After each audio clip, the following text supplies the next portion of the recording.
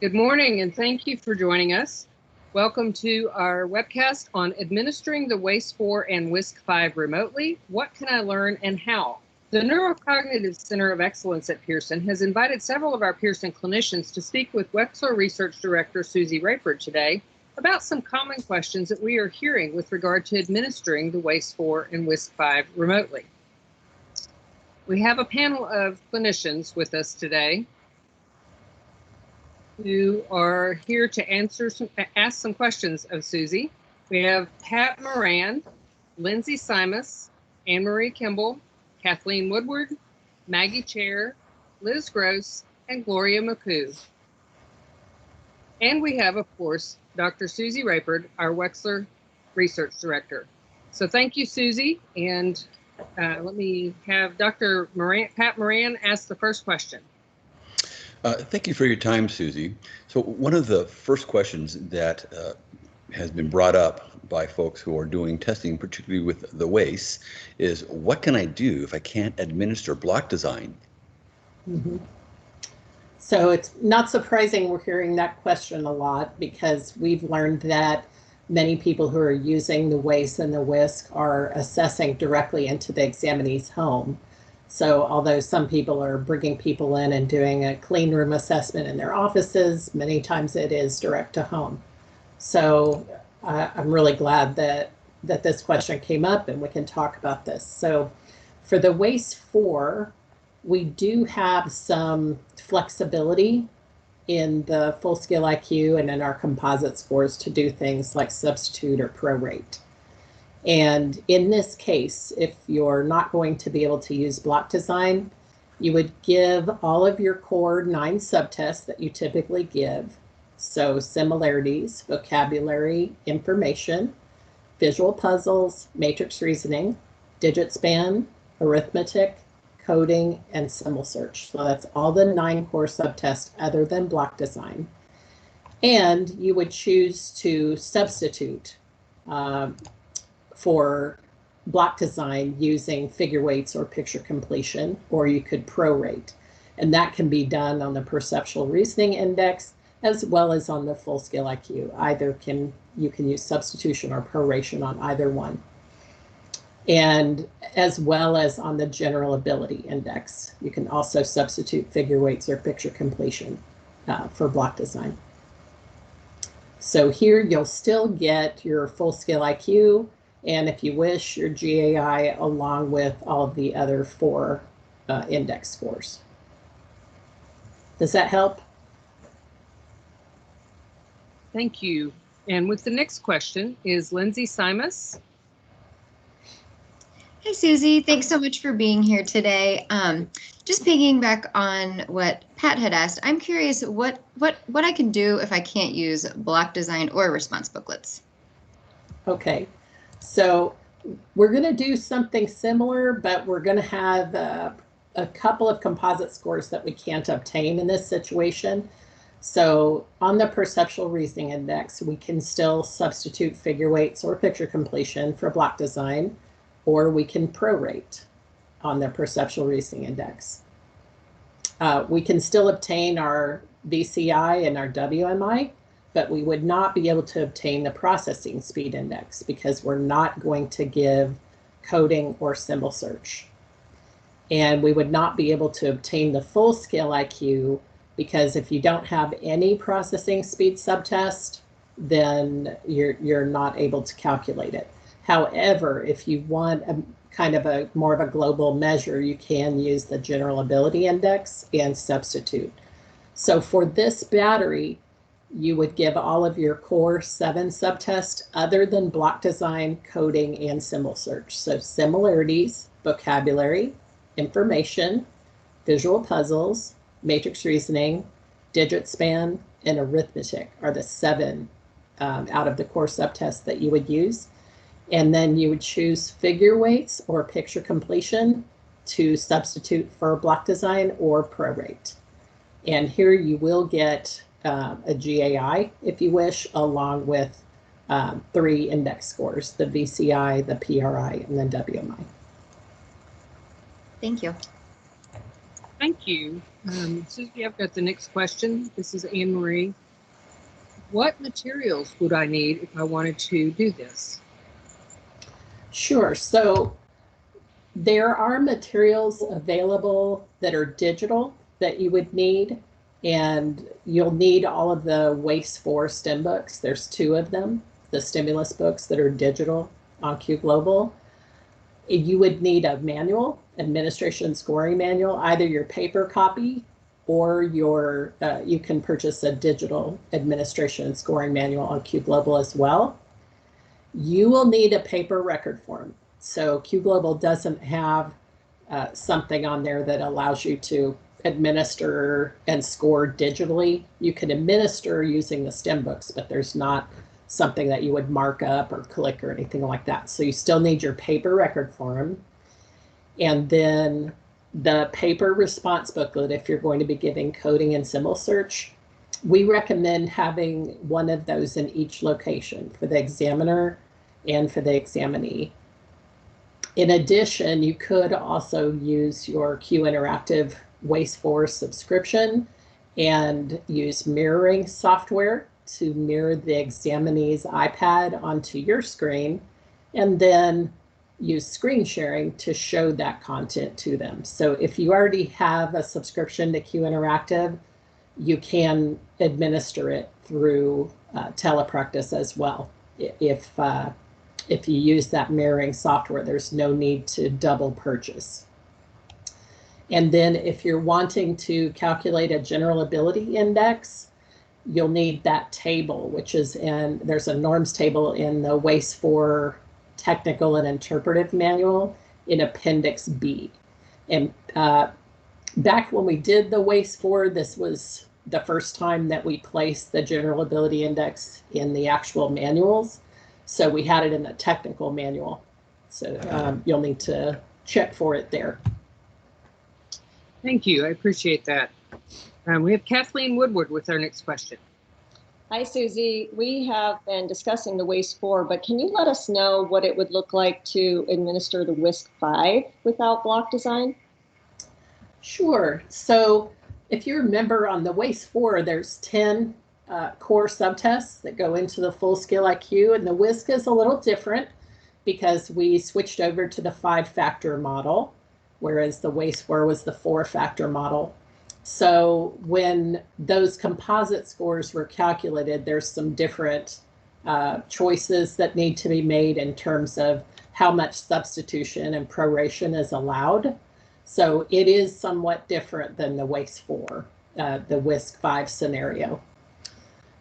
Without block design, we cannot calculate our visual spatial index. So I wanted to address that first and what we could do about that. But we can still calculate our full scale IQ, and that's just by using either visual puzzles and substituting that in for block design, or you can prorate. So let me show you the visual spatial index option that's available to you. So this is the published WISC-V visual spatial index. Block design and visual puzzles contribute to that. And in my book, Essentials of WISC-V Integrated Assessment, I actually calculated and provided a non-motor visual spatial index based on block design multiple choice and visual puzzles. Block design multiple choice is a subtest in the WISC-V Integrated, which is an expanded clinical battery that can help you learn more about your WISC-V results. And this is one useful application. So if you administer that block design multiple choice subtest, there's no blocks involved. It's just on screen in a stimulus book, much like visual puzzles. So you can obtain some information about the child's visual spatial processing ability on a different task than visual puzzles, but that does not involve blocks. So if blocks aren't practical, this is a way to get at that same ability. So in this scenario, you're not going to be using block design. So you're going to replace that non-motor visual spatial index. using block design multiple choice instead of block design with visual puzzles. And then you can substitute visual puzzles for block design in calculating your full scale IQ. But you can see the other composite scores can still be obtained. Those aren't affected. Many of the ancillary composite scores can still be obtained.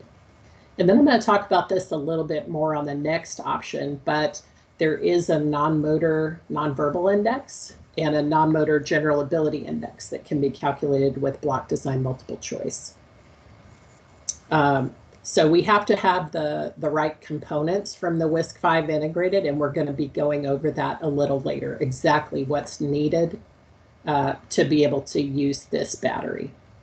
But other than using block design multiple choice, you're really just using the same primary subtests to get your 5 index scores and your full scale score. So the same 10 subtests minus block design, so you have 9, and then adding block design multiple choice. So a total of 10 subtests will give you all of this. Does that help? Yes, thank you. Thanks, Susie. We have Maggie Kjer with the next question.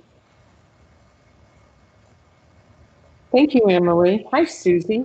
Hey. To expand on Kathleen's question, what can I do if I can't use block design or response booklets with WISC-V remotely? What would that battery look like? Sure. So in this situation, you're really going to be dropping out coding and symbol search, right? And then you're still not going to be using block design. So then out of your 10 primary subtests, you're still administering 7 of them, but we are going to augment this battery with a couple of additional measures that that can help fill out the composite scores that you can obtain. So I just wanted to show this because I'm going to be talking about a non-motor full scale score and then where to obtain the information about that score, as well as the other non-motor scores I've been mentioning. So this is the published WISC-V full scale IQ. You can see that block design is involved in this score, of course, and then we have to administer coding. So if we don't have these 2 subtests, the full scale IQ is restricted to only 1 substitution or 1 proration. And we did that for the purposes of limiting measurement error, that with a full scale IQ that's got 7 subtests, if you're missing 2, there was just too much measurement error introduced. So there is an option though that we can use, and that's this non-motor full scale score. So for the non-motor full scale score, you use the same 5 subtests that you're not eliminating, that you always use for the full scale IQ, but you use block design multiple choice instead of block design, and naming speed quantity instead of coding. So here, instead of block design, it's going to be block design multiple choice. Instead of coding, it's going to be naming speed quantity. So the naming speed quantity score is converted for you from a standard to a scaled score automatically in an Excel tool that's available for free on the Pearson Q Global site. And there are sometimes questions about why was naming speed quantity chosen to represent processing speed, because that's not something that we talked about in the main version of the WISC. But subsequently in the Essentials of WISC-V Integrated Assessment, this is discussed extensively, and there's a great deal of validity and clinical utility and reliability evidence to support this alternate score, this non-motor full-scale score. So the reason that naming speed quantity, I just want to go into detail a little bit about that, although all of this information is available in that free book excerpt that's on Q Global. The reason it was chosen to represent processing speed and to replace coding for this new score is that they each involve cognitive speed and visual scanning and associative memory. but there are some differences. So on the surface, coding involves visual associative memory encoding and rapidly using newly encoded associations and motor production, whereas naming speed quantity involves auditory visual associative memory and rapid retrieval of frequently used long-term associative memory and expressive responses. Interestingly, though, both do involve verbal automaticity of retrieval in response to quantitative stimuli. Coding has an auditory visual associative memory component in the numbers. So those who have more strongly automatized the names of the digits have an advantage because they can verbally mediate the task as they fill in the codes. But for naming speed quantity, it's retrieving the names of those digits in response to an abstract quantitative representation, which is likely an earlier skill than automaticity of numbers. And you can see that anytime you look at a kindergartner's homework, where they're having to name quantities as fast as possible. Those are tasks. Those tasks are called subitizing tasks. And relative to naming speed literacy, which would have been the other selection that we could have chosen, naming speed quantity has reduced language requirements. Additionally, it's got clinical sensitivity similar to coding for many neurodevelopmental conditions that are commonly assessed with the WISC-V, including intellectual disability, specific learning disorder, ADHD, autism, and traumatic brain injury. And naming speed quantity also has a superior G loading relative to naming speed literacy. And the data related to this analysis is also available in that Essentials of WISC-V Integrated Assessment excerpt that's available for free for you on Q Global. And it also has a higher loading on the processing speed factor than does cancellation. So that's why naming speed quantity was chosen for this score. Now I want to emphasize these new scores do not involve substitution or proration. These are new norms that were calculated using the Pearson norming method. So it's not introducing additional measurement error. And the book is provided so that you'll have access to all the validity, construct validity, and clinical utility evidence about these new scores. In addition, let's say that you decide you want to use the nonverbal index, that's going to be necessary for a particular child. This is the typical nonverbal index that we provided in the manual for the WISC-V. There's a non-motor nonverbal index. So that also involves block design multiple choice in place of block design. And then the one subtest we drop out is coding, because since it's non-motor and we don't want to use, we're not going to use response booklets in that situation, we don't have coding in here. And since it's nonverbal, we didn't put naming speed quantity in there either. This is the general ability index that's available in the published WISC-V. This is just the FSIQ subtests without the working memory and processing speed subtests involved. And then this is the non-motor parallel score that's available with block design multiple choice. So there's a lot of options for any type of global ability score you might want to be looking at or might need for different clinical situations. A lot of flexibility because there's this complement of these other scores. So getting back to your question, I got a little off topic there, but I thought the background was necessary because these scores are different. So in this situation, we're not going to use blocks, we're not going to use response booklets. We're going to do the same thing on the visual spatial index as we did before. We're going to replace the non-motor visual spatial index using block design multiple choice instead of block design. Then processing speed, we can't obtain that score, but we do have a measure of cognitive speed available in the battery, and that's the naming speed index. It's a complementary index score. It's always been there. It's there in the WISC-V. So that's a great alternative that's available to round out your scores. For the full scale IQ, we're going to replace that with the non-motor full scale score. Again, remember, this is not substitution or proration. It's a different norm but it's very highly associated with the full scale IQ, and you can read all about it in that free book excerpt and judge for yourself. Then for that score, you're going to be using block design multiple choice and naming speed quantity instead of block design and the processing speed tasks. Again, you can get all of these ancillary index scores, no problem, no changes. But then when you get to the nonverbal index and the GAI, you've got those options that I discussed earlier. The one score you can't get is the cognitive proficiency index. So for this, you're really doing the same thing that you did when there were no blocks, but you're also administering the 2 naming speed subtests. And you're leaving out the processing speed subtests, coding and symbol search. So does that help? Yes, in fact, Susie, I just want to point out, the rationale you provided for using naming speed quantity was so thorough.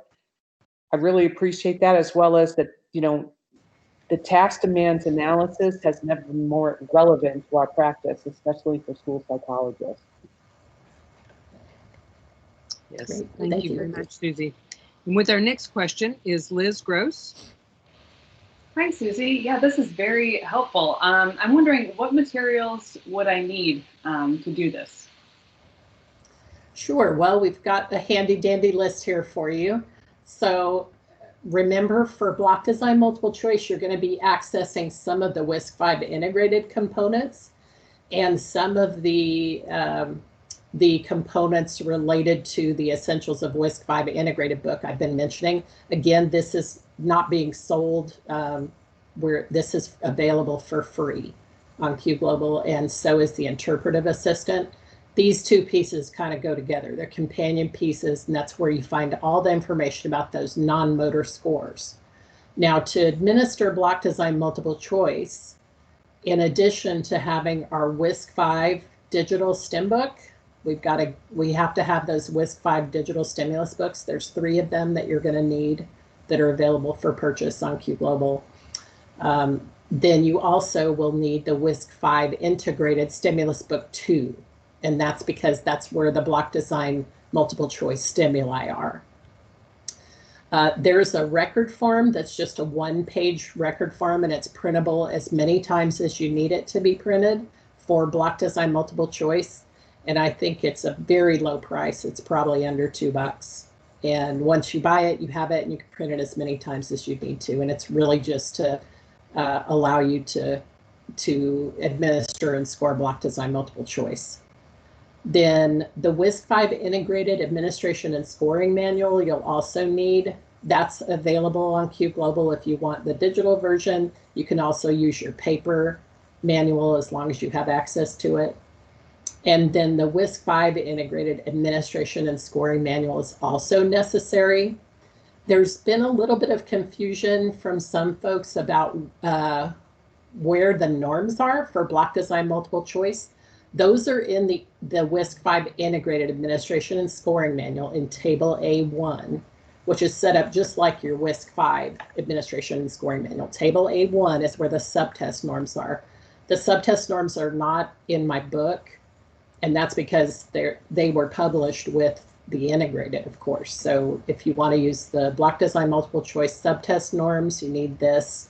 You also need this administration scoring manual for the instructions, because all of the instructions and how to administer it are available in that manual. And that would cover it. Thank you. We have one question to kind of wrap up some of this, and that will be asked by Dr. Gloria McCoog.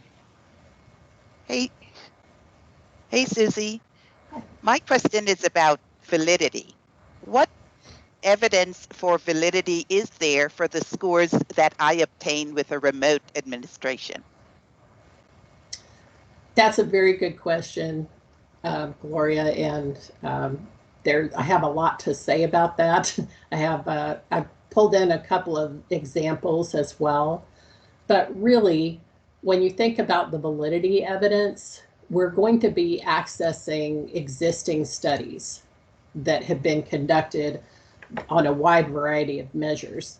So there are over 20 studies that have examined the equivalence of performance-based tests in a telepractice versus a face-to-face mode of administration. And those studies have covered a wide variety of ages, a number of different clinical conditions, and so many different types of tasks. So when we're going to begin doing remote assessment, we need to access that information so that we can understand what does that equivalence evidence say about my scores, and how would I change my interpretation, if at all, to understand did that mode result in the same scores that I would have received or the person would have received regardless of mode when they're in telepractice or in face-to-face. So it's important to think that through because you do have a responsibility as a test user to understand that validity and be able to use it for interpretation. So I'm going to walk you through how to do that. When you're considering teleassessment, the first step is to conduct a demands analysis of each task you'll be using. So then you can look at what evidence supports tasks like the one you're considering using. And Pearson has done the work for our customers on our tests that are available for teleassessment, and that information or that homework that we've done is in Table 2 in our online guidance documents. So anytime you go to, let's say you type in WISC-V telepractice and you go to that page, if you click on Table 2, you'll see this input and output demands analysis and what studies support each task. So I'm going to walk you through how that happens and the process that we go through when they're developing those. The input and output demands really are the most critical, and I'm going to explain why. But the input is how is information received for a particular task by the examinee, and then how does the examinee provide a response. Information processing demands analysis also involves thinking about the actual cognitive process.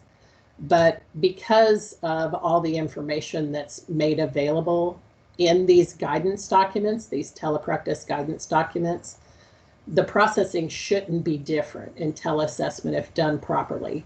So if you're doing a test of numerical operations, for example, it shouldn't be different in teleassessment if you do it right than if it is in person.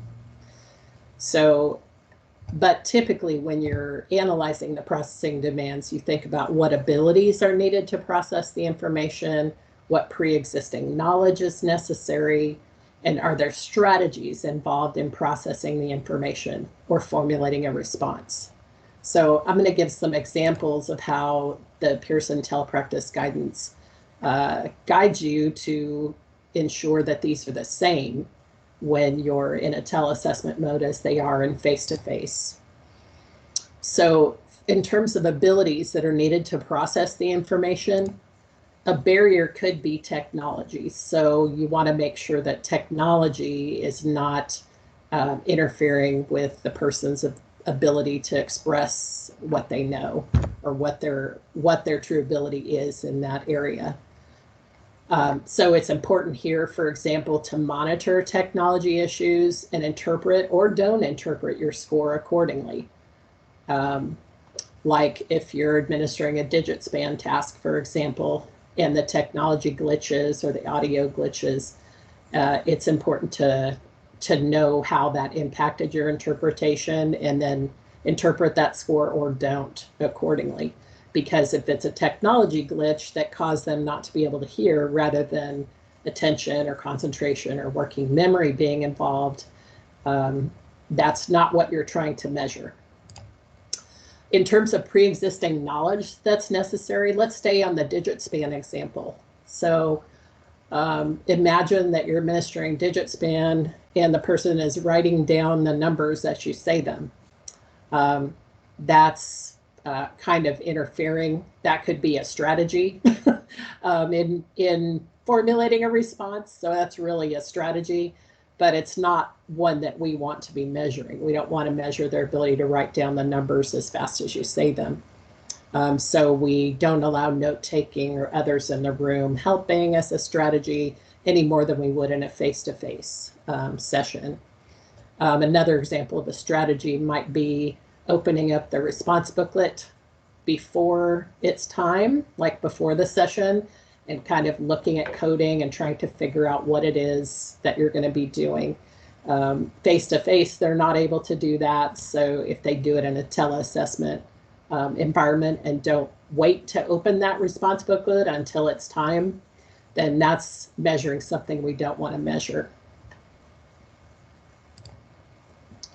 I'm going to give an example of an item just to get us into the idea of analyzing input and output demands, just to give us an example. So this is just an item I made up that's very timely, of course, because we're talking about masks. So Bill has 3 masks and 2 children. How many masks are left over if each child wears 1? So for our arithmetic subtest, for this task, the child is solving arithmetic word problems read aloud and providing a verbal response. So the input is spoken by the examiner. They're getting auditory input, and it involves attention and concentration to be able to get that input. And then the output is brief expressive responses. The processing is all listed here.